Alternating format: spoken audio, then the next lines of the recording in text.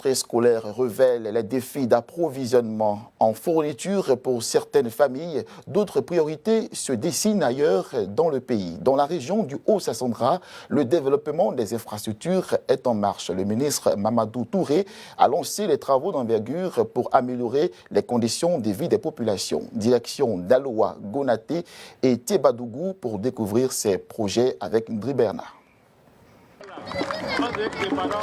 Dans le cadre du développement des infrastructures dans la région du Haut-Sassandra, le vendredi 6 septembre 2024 a été marqué par un tournant important. Le lancement de plusieurs chantiers par le ministre Mamadou Touré, président du conseil régional du Haut-Sassandra. De Daloa à Gonaté, des projets majeurs ont été initiés, renforçant à la fois le système éducatif et les infrastructures communautaires. La première étape de cette journée a été la réhabilitation de l'école primaire Sud B de Daloa. Avec 1450 élèves accueillis dans des conditions précaires, le conseil régional a décidé d'agir. Après Daloa, le ministre Mamadou Touré s'est rendu dans les localités de Gonaté et de Tiebadougou pour le lancement des projets de développement communautaire. Ça fait bientôt un an, jour pour jour, que nous avons été élus à la tête du conseil régional. Beaucoup d'engagements ont été pris à l'endroit des populations, dans tous les secteurs, éducation, sécurité, santé, etc.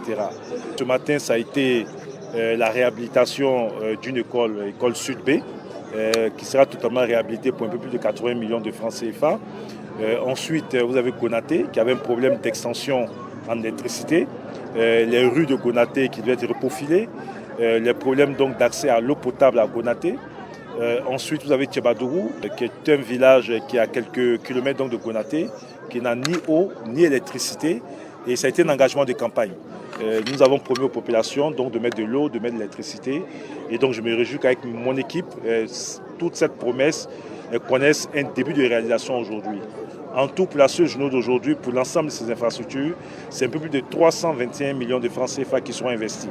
Ces actions ont été largement saluées par les cadres et les populations locales. Et nous sommes heureux que le ministre et le président du conseil régional fassent cela dans nos localités.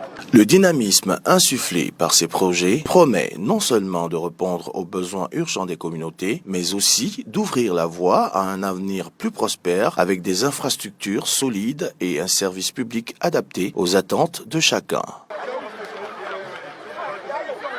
Et si les travaux d'infrastructure